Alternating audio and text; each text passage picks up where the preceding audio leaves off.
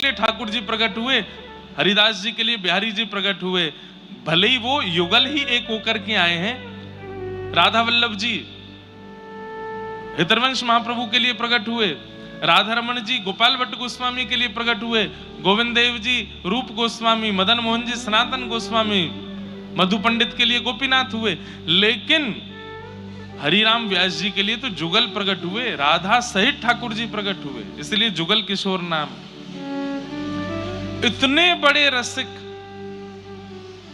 उनके प्रसंग में आता है। एक बार ठाकुर जी की पाग बांध रहे थे, ठाकुर जी का श्रृंगार कर रहे थे, तो पाग बांधते बांधते ठाकुर जी कभी कभी खेलते हैं अपने श्रृंगारियाओं के साथ, जो ठाकुर जी की सेवा करते हैं उनके संग ठाकुर जी खूब खेलते हैं। कभी अपने मुकुट उतार के फेंक देंगे, कान के कुंडल उतार के फेंक देंगे, बिल्कुल नाप के पैमाने का वस्त्र सिलवाया होगा लेकिन छोटा पड़ जाएगा, कभी बड़ा पड़ जाएगा।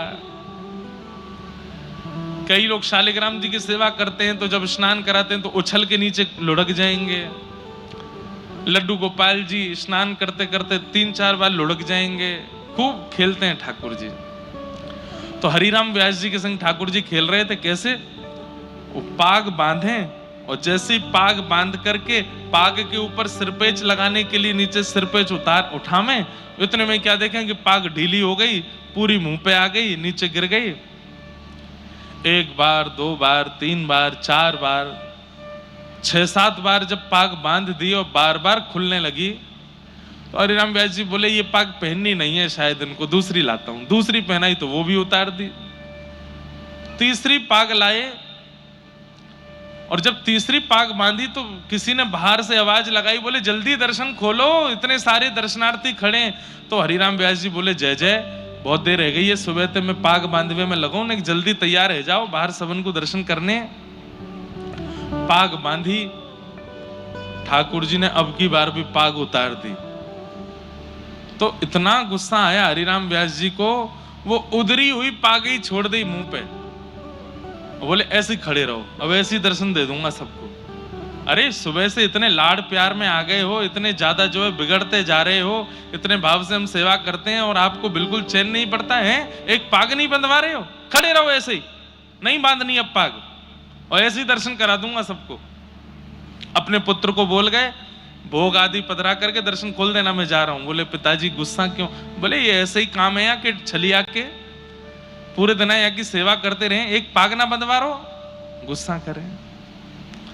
बाहर जाकर के हरिराम व्यास जी चुपचाप बैठ गए। थोड़ी देर बाद भोग प्रसाद होने के बाद जैसे ही पर्दा खुले, आहा, लोग बाग जय जयकार करने लगे, मनोहर झांकी, मधुर झांकी, आहा, आज ठाकुर जी कितने सुंदर लग रहे हैं, आज ठाकुर जी कितने प्यारे लग रहे हैं।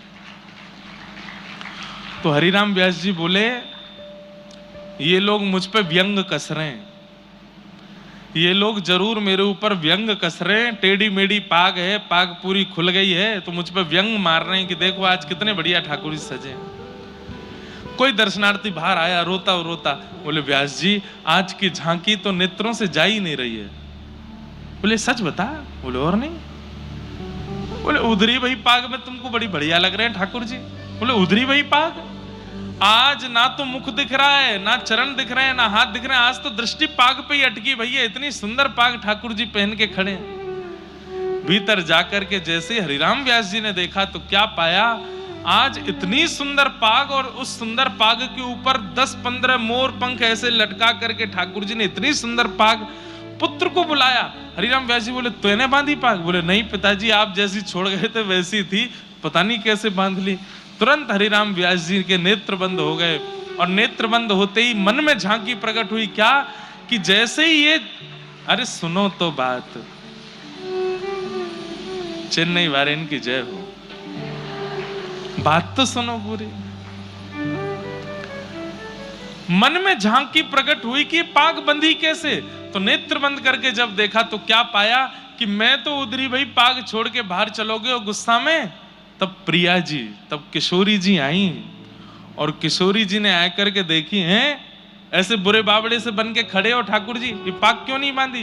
बोले आज मोए आपके हाथन से बदवावे को मनो, या हमारे हरिराम व्यास को परेशान कर रहे हो, अब आप आए गई हो, अब आप ही बांधो। तो आज की पाग किशोरी जी ने बांधी है ठाकुर जी को, इसलिए इतनी सुंदर लग रही है। देख करके हरिराम व्यास जी झूमने लगे, नृत्य करने लगे। आहा, ऐसी हमारी किशोरी जी, ऐसी हमारी प्रिया जी। तो बंधुओं, कभी कभी ठाकुर जी बहुत परेशान करें श्रृंगार करावे में, तो श्रृंगार उनके अंग पर पधरा दो और किशोरी जी को ध्यान करो, हे लाडली जी ये आपसे ही श्रृंगार करावेंगे, आप ही आके श्रृंगार करो। और ऐसी भावना करके 10 मिनट बाद हाथ में इत्र लगा के, हे किशोरी जी आप ही हस्त कमल में आके विराजमान है जाओ।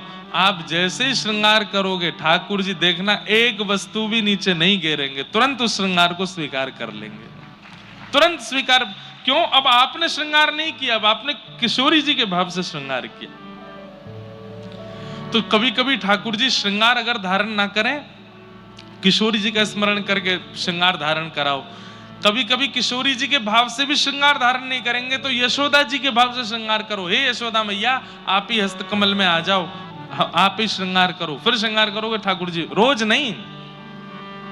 जब बहुत ही परेशान करें ठाकुर जी, तब किशोरी जी या यशोदा जी के भाव से ठाकुर जी का श्रृंगार करो। रोज तो वो आपसे तैयार होना चाहते हैं, पर कभी कभी नहीं हो मैं तो किशोरी जी का स्मरण करो, तब यशोदा जी का स्मरण करो, ठाकुर जी को तैयार करो।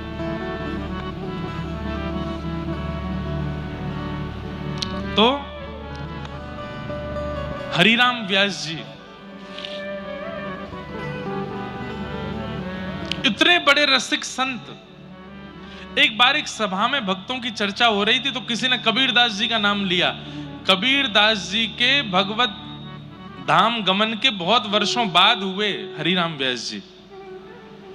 तो जब सभा में कबीरदास जी का नाम हुआ तो हरिराम व्यास जी उठ करके बोले, भैया देखो एक हमारी बात सुनो।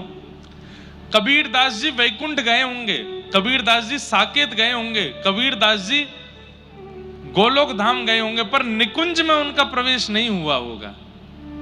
निकुंज कौन है? जहां प्रिया प्रीतम नित्य विलास करते हैं, विहार करते हैं।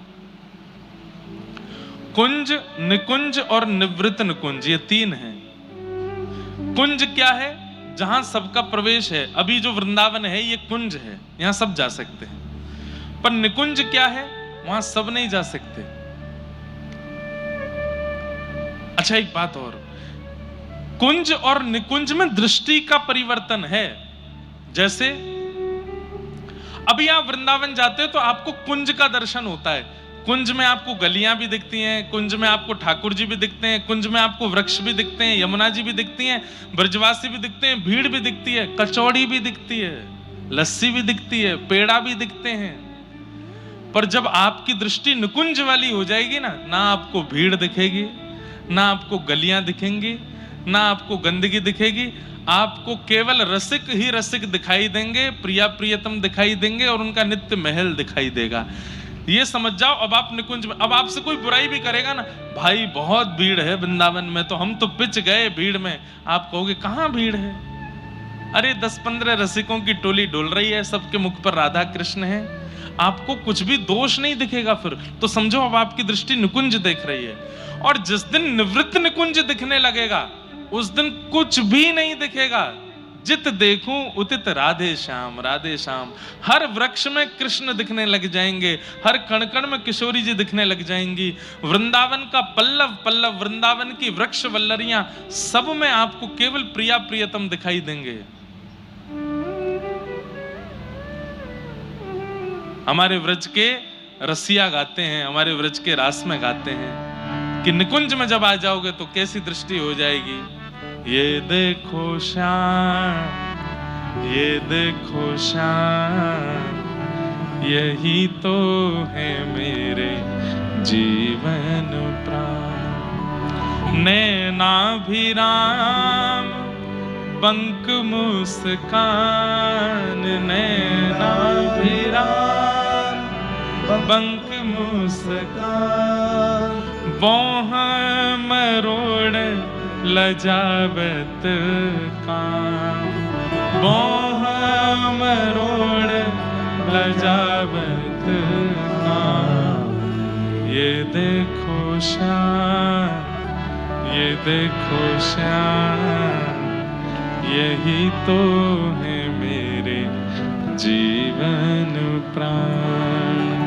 ये देखो श्याम, ये देखो श्याम, यही तो है मेरे जीवन प्राण।